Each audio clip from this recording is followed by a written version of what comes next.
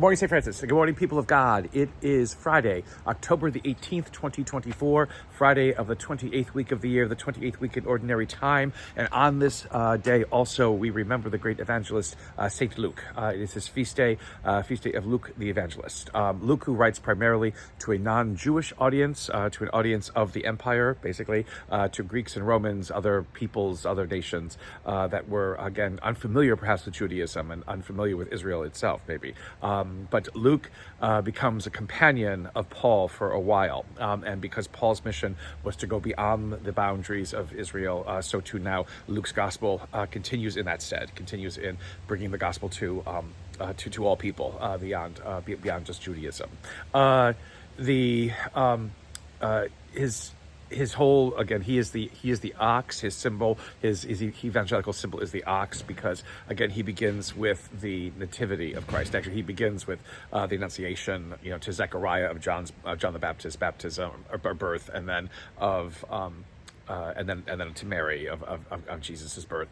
But in the nativity story that is in Luke, there is the manger with the ox and the ass and everything else like that. So the ox becomes his evangelical symbol because of that.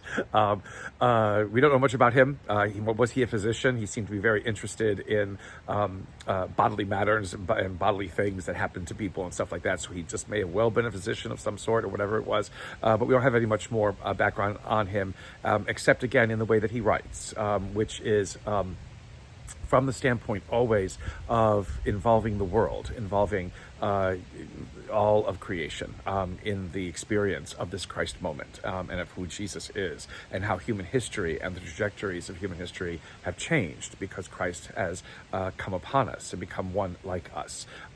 Again, in his great creation, in his great nativity story, again, Luke gives us all of the insights that become familiar with what it is that we associate the nativity with. Matthew will give us the wise men, but Luke gives us everything else. So remember him today, because it is his feast day. There are special readings for him today.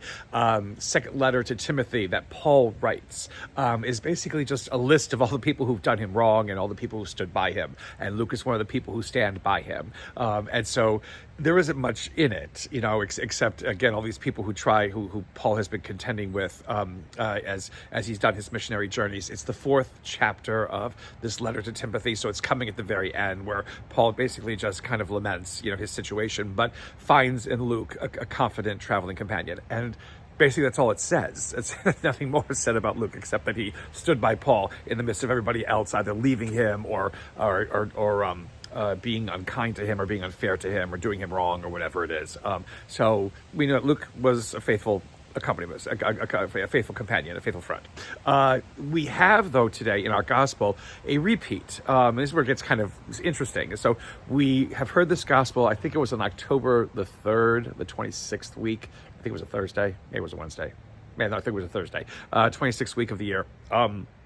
And it is Jesus sending out the 72. And so why do we hear it again on St. Luke? Why is it associated with St. Luke? There's nothing about St. Luke that's mentioned in this at all. And there's nothing particularly Luke-y about it or Lucan about it. But it does say something, again, maybe along those lines of Luke wanting the gospel to be embraced and preached by as many people as possible. The Jesus whom he remembers or who he is told about, who he relates to others, is a Christ who wants everybody involved in the action. So this is where 72 is Luke who has Jesus send out 72, not 12, not just the 12 apostles, but it's these 72 people who have no name. They are unnamed, they are unknown basically to history except by their number, but they go out and they are told to preach the kingdom of God, that the kingdom of God is at hand. There is the whole, again, if you wish them peace, and the peace is there, it'll come, it'll rest upon the people. And if there is no peace there, it'll come back to you. The shaking the dust of the sandals if they don't want to listen, all these kinds of things like this. But when we hear it today on the Feast of St. Luke, it is, again, an emphasis on the confidence that God has, that Christ has, in all kinds of people being able to proclaim this good news. not just priests or bishops, popes, nuns, whatever it is, but all kinds of people. Anyone who is stirred by God's Spirit, who dares to look differently at the world, who dares to embrace the world in a different way, and wants others to be able to do so, who wants to free people from the burdens that we carry, who wants to free people from all of the anxieties and whatever it is that we experience in our life. Those who want to do this are those who proclaim the gospel, and they are numbered among this unnamed 72 who go out. And if we continued this chapter, we would find out that they were highly successful in being able to do what they do, because they are being inspired by Christ and being inspired by Christ's Spirit. It can happen to anybody, and it should happen to anybody, and not just be left to a separate special group.